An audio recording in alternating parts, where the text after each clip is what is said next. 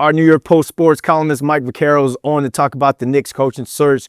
Mike, they keep getting denied, but I guess that should be expected because they're going after coaches that are already under contract. I guess, what are your thoughts with where the Knicks are right now when it comes to replacing Tom Thibodeau?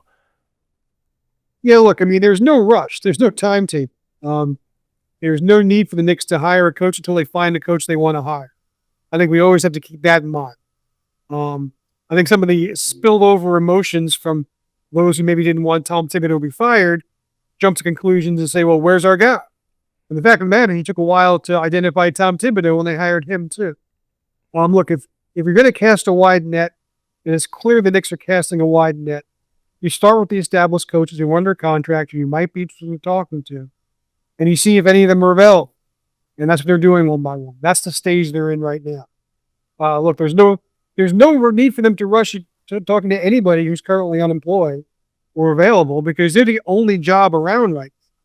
That's a very unique situation. You know, oftentimes the season ends and there's 3 or 4 or 5 different coaching vacancies. And so you kind of have to do your maneuvering quickly if you want to secure the guy you want. But there's no urgency because there's no other teams with jobs about. At least not right now. That could change, in the days ahead. But right now, they're the only show in town.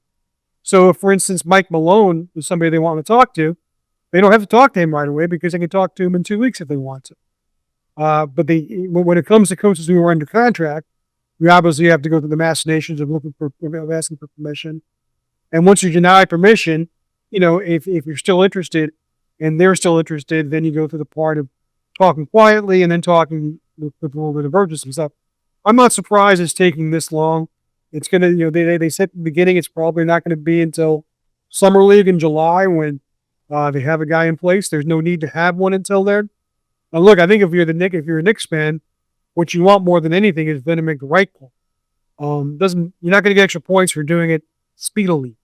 The only thing that matters for Leon Rose and James Dolan and everyone else who are going to make this call is getting it right. That's the only thing that matters. SNY's Ian Begley reported that the Knicks didn't scrimmage often or work on specific in-game situations during the season under Tom Thibodeau. Do you feel like he, coached or didn't coach his way out of New York? Look, I think that the Knicks as an organization, and you can say who made the final call on that, whether it was Leon, whether it was Dolan, whether it was a combination of everyone, at the end of the day decided that there were other people out there who could bring us team forward.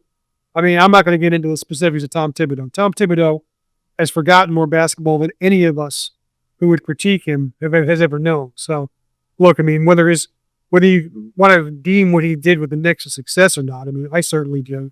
I think anybody who watched what the Knicks were for 2 decades before him certainly would. But look, everybody's entitled to their opinion.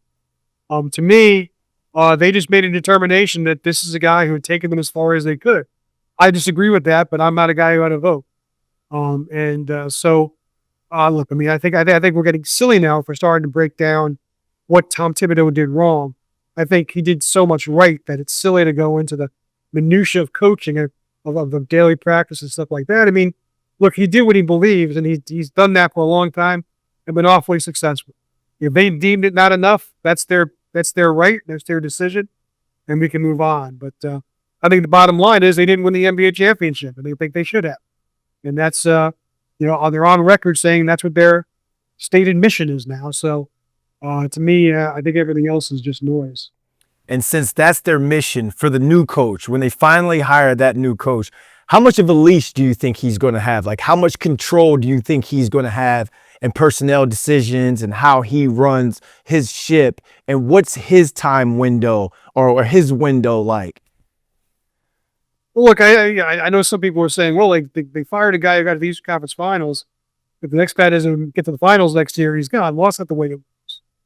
It's just not. I mean, they're making a regime shift here, and I'm not saying this guy has an endless rope for himself, but it's you absolutely have to show immediately that you're at least on the same level as you were this year, and I think that they have enough good players to where that's going to happen, regardless of who the coach is.